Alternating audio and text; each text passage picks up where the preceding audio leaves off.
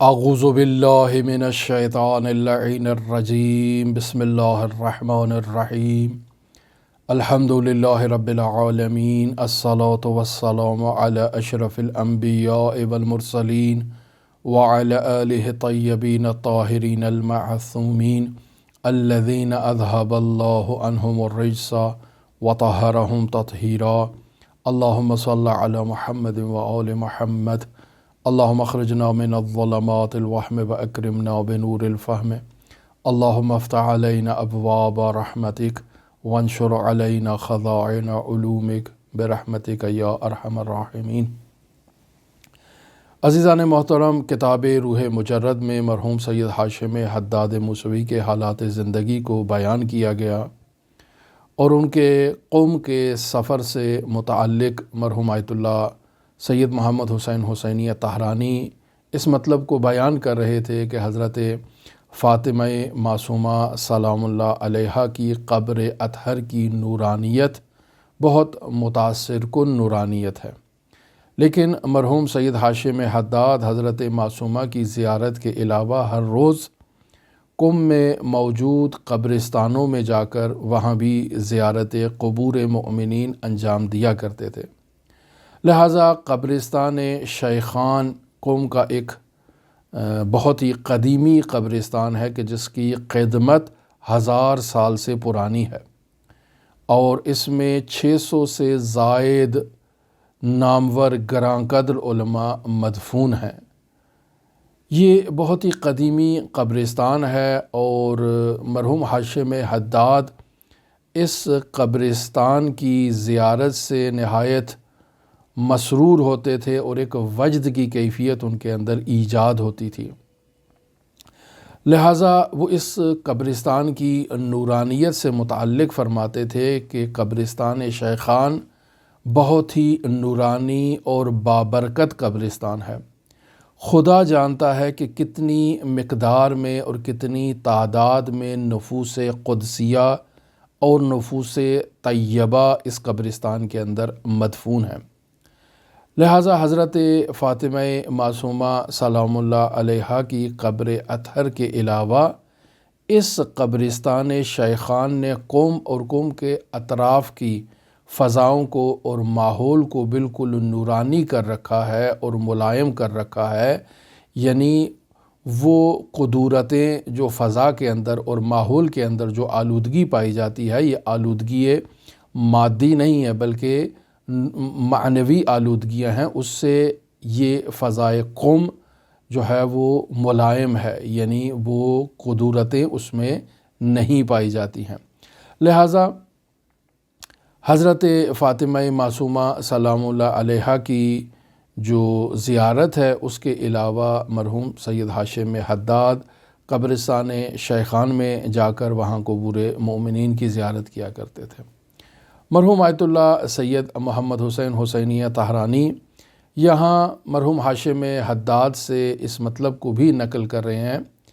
اور خود ان کی رائے بھی یہی ہے کہ قوم کے علماء کو،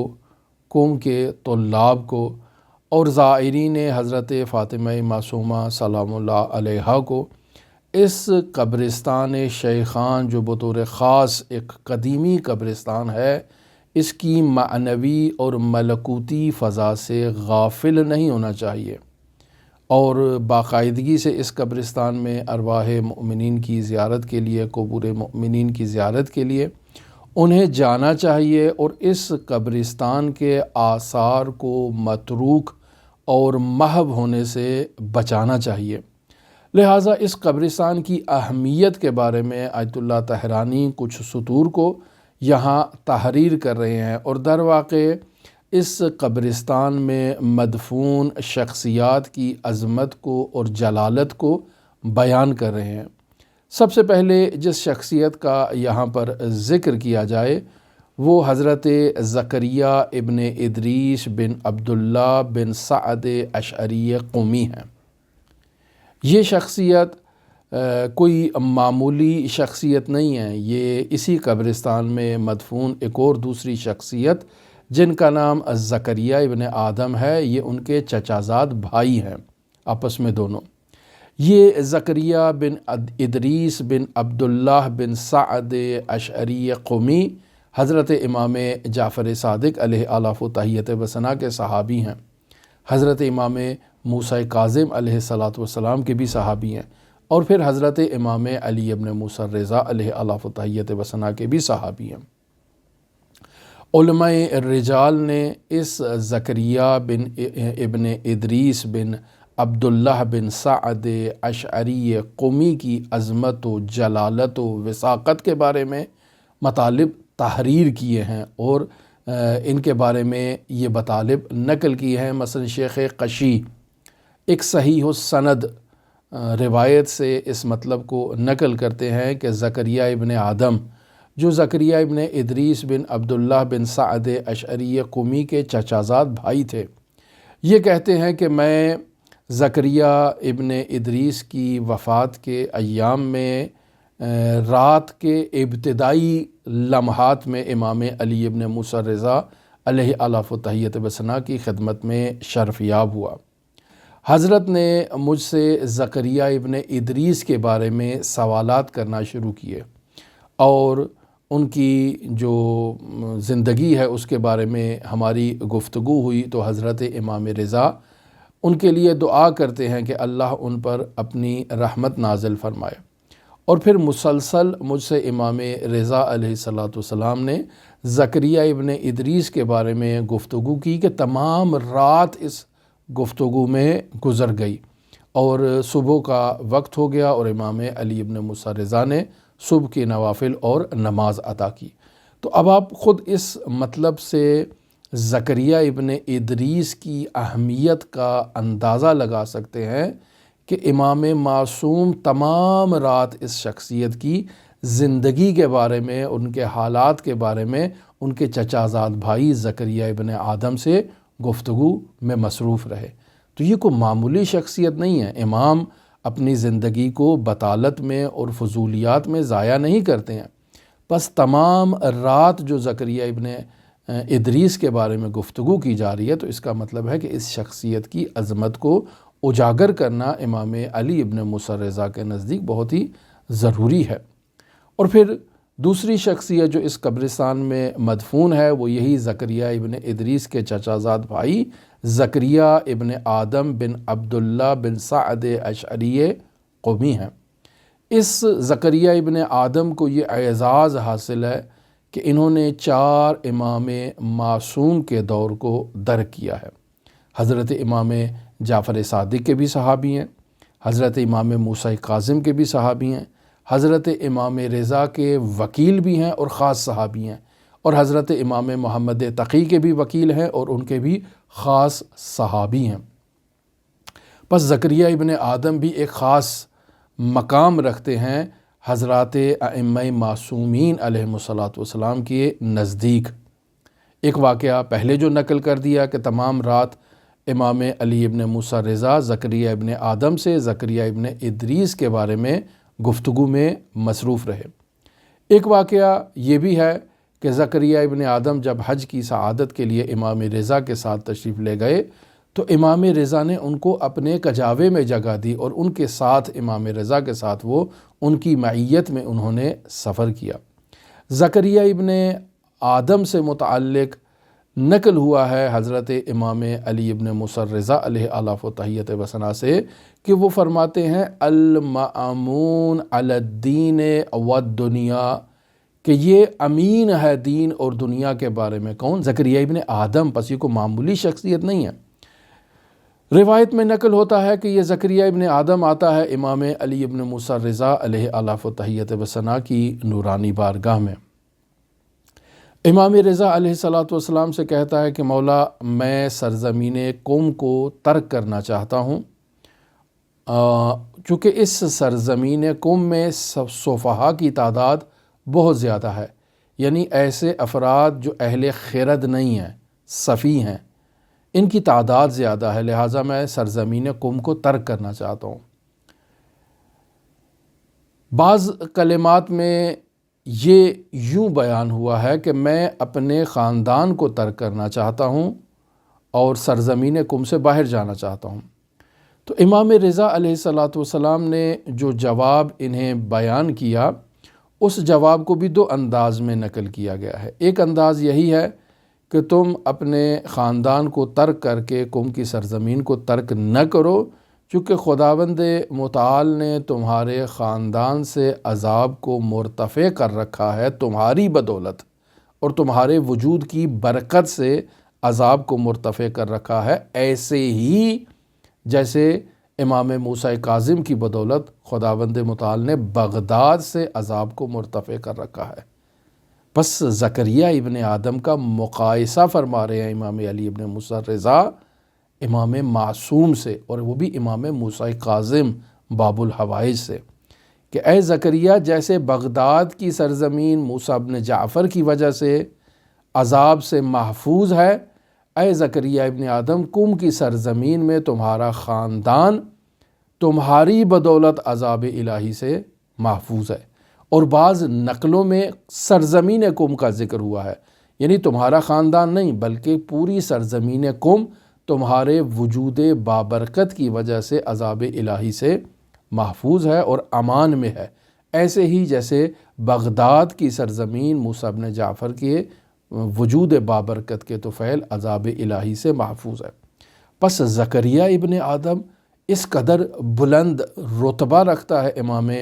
رضا علیہ الصلاۃ والسلام کی نظر میں کہ اتنا بڑا جملہ، اور ان کو اپنے والد کے ساتھ جو ہے وہ تشبیہ دے رہے ہیں، اور وہ مقام بتا رہے ہیں کہ جو مقام ان کے والد کا ہے سرزمین بغداد میں، وہی مقام زکریا ابن آدم کا ہے سرزمین قم میں یا اپنے خاندان کے لیے۔ علی بن مسیب حمدانی یہ امام رضا علیہ الصلاۃ والسلام کا عقیدت مند ہے۔ امام علی ابن موسیٰ رضا علیہ آلاف و تحیت و ثنا سے کہتا ہے کہ مولا میں ہمدان میں ہوں، آپ سے بہت دور ہوں، اور میں آپ کی طرف سفر نہیں کر سکتا ہوں کہ آپ کے پاس آؤں اور آپ سے دین کو باقاعدہ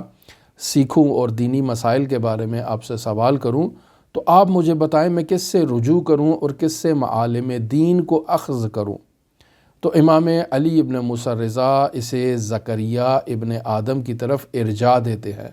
اور کہتے ہیں کہ تم اپنے دینی مسائل کو زکریا ابن آدم سے سوال کرو۔ کیوں؟ چونکہ زکریا ابن آدم المأمون علی الدین والدنیا، یہ دینی امور میں اور دنیاوی امور میں مورد اعتماد شخص ہے۔ یہ ایسا جلیل القدر صحابی اس قبرستان شیخان میں دفن ہے۔ پھر ان 2 جلیل القدر صحابیوں کے علاوہ ایک اور صحابی بھی اسی قبرستان میں مدفون ہے، اور یہ بھی اسی خاندان سے تعلق رکھتے ہیں، ظاہراً ان کے چچا یا ان کے عزیز ہی ہیں کوئی۔ ان کا نام ہے آدم بن اسحاق بن آدم بن عبداللہ بن سعد اشعری قومی۔ یہ امام محمد تقی علیہ آلاف و تحیت و ثنا کے صحابی ہیں اور نہایت ہی جلیل القدر شخصیت ہے، یہ بھی اسی قبرستان میں مدفون ہے۔ پھر اس کے علاوہ علی بن حسین بابوی قمی، مرحوم شیخ صدوق رحمۃ اللہ علیہ، ان کے والد بزرگوار ہیں، یہ بھی اسی قبرستان شیخان میں دفن ہے۔ احتجاج طبرسی میں حضرت امام حسن عسکری علیہ الصلاۃ والسلام کا ایک خط جو انہوں نے تحریر کیا علی بن حسین بابوی قومی کے لیے، یہ خط کا متن یہ ہے کہ امام حسن عسکری خداوند متعال پر درود و سلام بھیجنے کے بعد مخاطب قرار دیتے ہیں، اما بعد یا شیخی و معتمدی، یعنی امام اس علی بن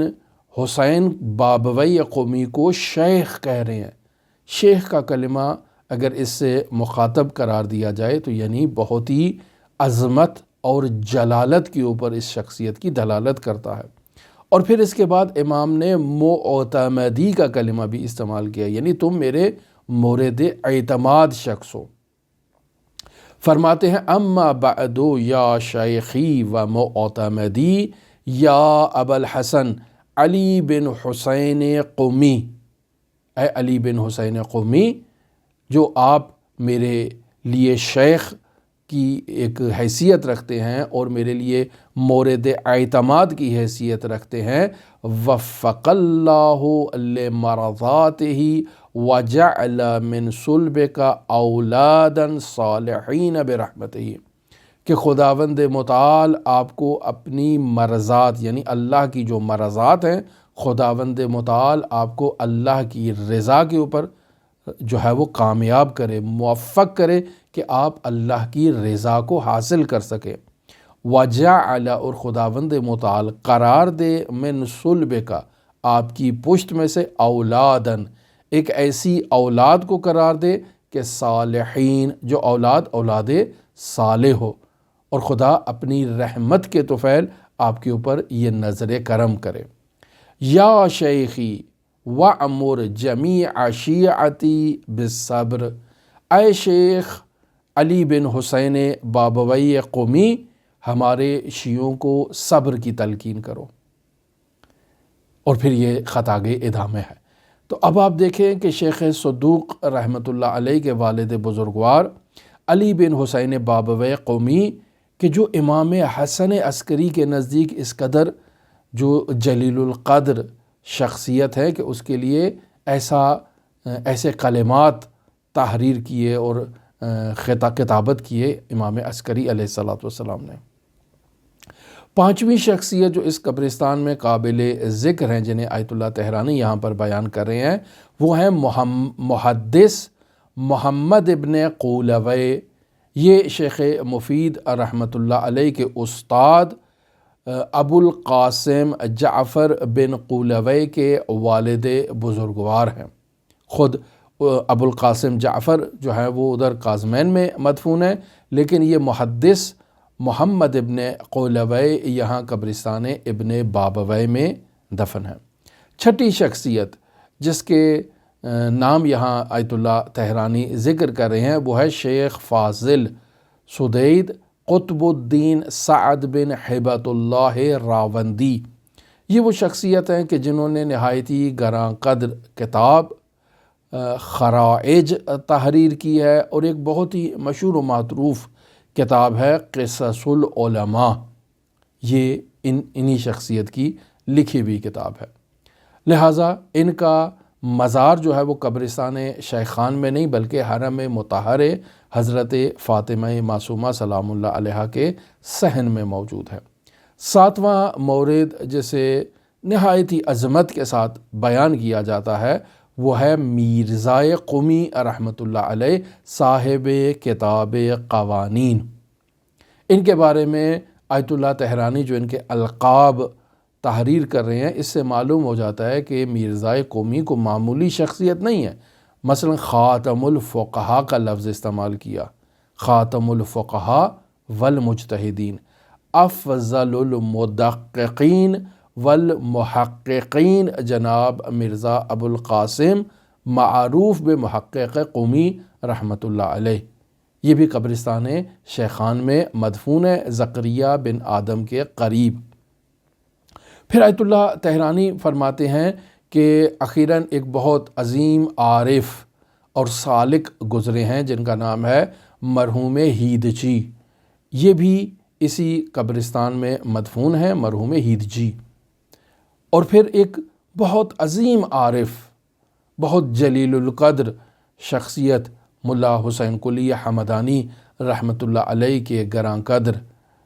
شاگرد مرزا جواد آغا ملکی تبریزی، یہ بھی اسی قبرستان میں مدفون ہے، قبرستان شیخان میں۔ لہٰذا قبرستان شیخان نہایتی عظمت اور نہایتی جلالت پر مشتمل ہے، اور مرحوم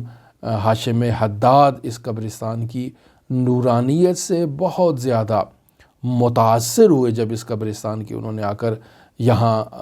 قبور مؤمنین کی زیارت کی، اور اس قبرستان کے لیے انہوں نے کہا کہ یہ قبرستان بہت نورانی اور بابرکت ہے، خدا جانتا ہے کہ یہاں کتنے اولیاء، کتنے نفوس زکیہ اور نفوس طیبہ اس قبرستان میں مدفون ہیں۔ ہماری دعا ہے کہ خداوند متعال ہمیں ان نورانی قبرستانوں میں بالخصوص قبرستان شیخان کی زیارت کی توفیق دے۔ جب ہم حضرت فاطمہ معصومہ سلام اللہ علیہا کی زیارت کریں تو اس کے ساتھ قبرستان شیخان میں جا کر وہاں بھی مؤمنین کی قبور کی ان بزرگان کی زیارت کریں اور ان کے لیے دعا کریں، ان کی بلندی درجات کے لیے، اور ان سے فیض حاصل کریں۔ اخیراً انقلاب اسلامی کی کامیابی کے بعد یہاں شہداء بھی مدفون ہوئے، وہ شہداء جو ایران عراق جنگ سے متعلق تھے، یا وہ شہداء کہ جو ایرانی پارلیمنٹ پر جب حملہ ہوا تو اس سے جو افراد شہید ہوئے انہیں بھی اس قبرستان میں بعض افراد کو دفن کیا گیا۔ پس یہ قبرستان ایک اہم قبرستان ہے ان جلیل القدر ہستیوں کی وجہ سے، لہٰذا دیکھا جاتا ہے، مشاہدہ کیا جاتا ہے کہ علماء اور بزرگان باقاعدگی کے ساتھ اس قبرستان میں جا کر علماء کی قبور کی زیارت کرتے ہیں اور ان کے لیے دعا کرتے ہیں اور ان سے فیض حاصل کرتے ہیں، ان سے معنوی رابطہ قائم کرنے کی کوشش کرتے ہیں۔ ہماری دعا ہے کہ خداوند متعال ان مرحومین کے درجات کو بلند کرے اور خداوند متعال ہمیں ان سے فیض حاصل کرنے کی، ان کے آثار سے فیض حاصل کرنے کی توفیق عطا فرمائے۔ اب تمام عزیزان کے لیے امام علی ابن مصر رضا علیہ الاف و تحیت وثنا کی نورانی بارگاہ میں نائب و زیارہ بھی ہیں اور دعا گو بھی ہیں۔ اللہم صلی علی محمد و آل محمد وعجل فرج قائم آل محمد۔